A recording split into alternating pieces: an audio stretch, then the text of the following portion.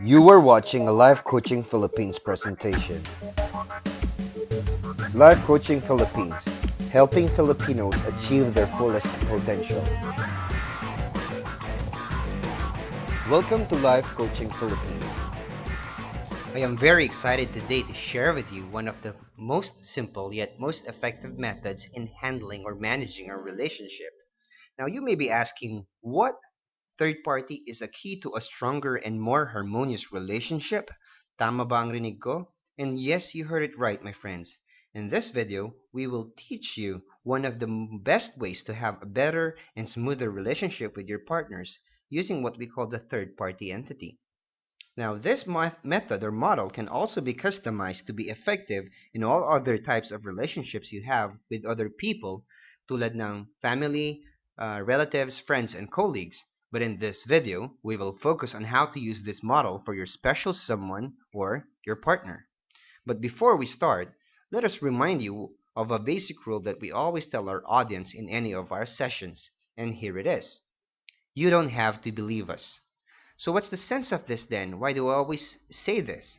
Simple lang naman, my friends. It's because the models we share may or may not work for everyone in their particular situations. Depende pa rin yun sa inyo. Pwedeng maging effective to some of you, pero pwede rin namang hindi sa iba. What we request from you though is to have an open mind and wag nyo munang kontrahin. Kunin nyo ang mga part na beneficial and you can throw out the parts that you don't think will be applicable sa situation nyo. Again, depende lang. Just listen to your inner self if you would get any sense from what we are about to discuss. Okay? Let's start. Karamihan sa pinag-aawayan between partners ay ang mga conflicts. And these conflicts are normally sa beliefs and ideas. Each party would normally have a separate set of standards and expectations from their partners.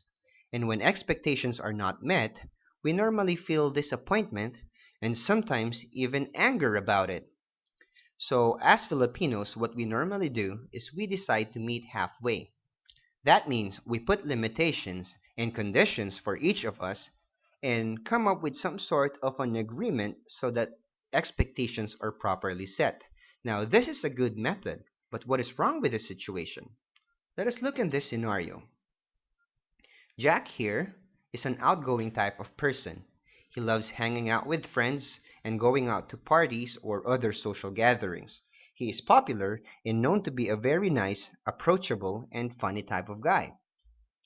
Now, Jill, on the other hand, is a silent type person. She also likes hanging out with her friends. However, she prefers to be surrounded by a select group of people only.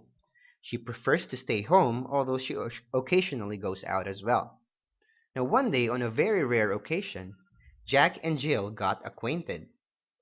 And right on their first meeting, there was a spark already. Soon enough, they were exclusively dating and the relationship became serious. But here's the problem. Jack and Jill are from totally different worlds. Due to the differences in their backgrounds, experiences, circle of friends, and activities, Jack and Jill have different sets of ideas, opinions, and values about relationships. Therefore, their expectations from each other are totally different. Moreover, their needs and wants from each other are also contrasting. So of course, hindi naman pwedeng yung gusto lang ni Jack ang masusunod, and hindi rin naman pwedeng si Jill lang. So, obviously, they agreed to meet halfway. They came up with some sort of an agreement, and this seems to be fair, but what's wrong with this situation? You see, there is what we call individuality. Now, these are sets of ideas, beliefs, and philosophies, or even activities which make each of us unique. More so, it makes us who we are.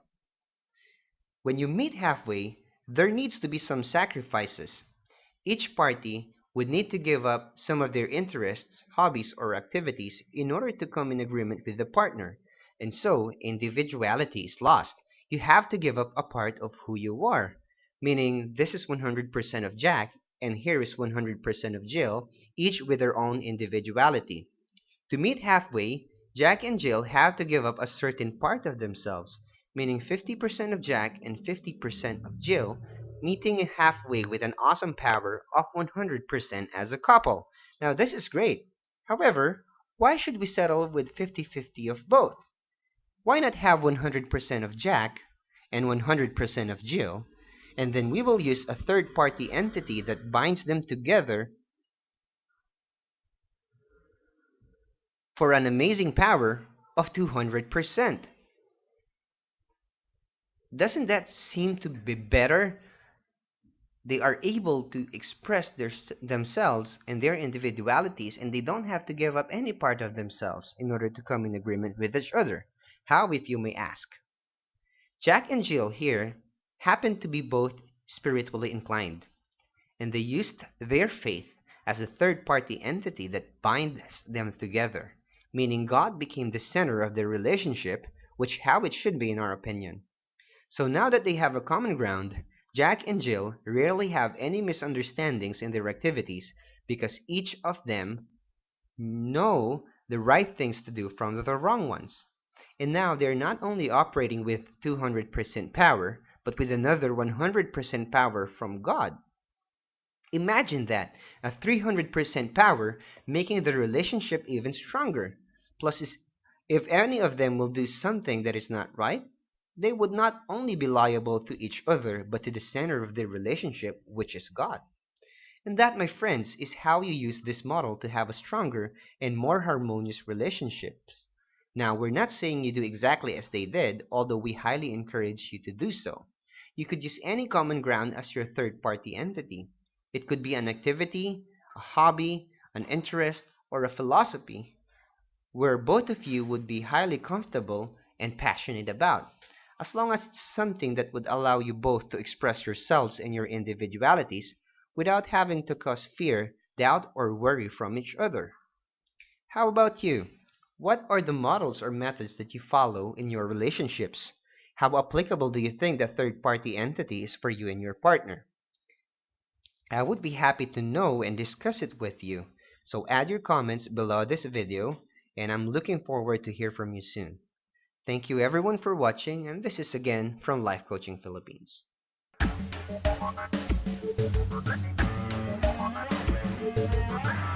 You have just seen a Life Coaching Philippines presentation. For more information, visit our website or follow us in our Twitter or Facebook accounts. Life Coaching Philippines, helping Filipinos achieve their fullest potential.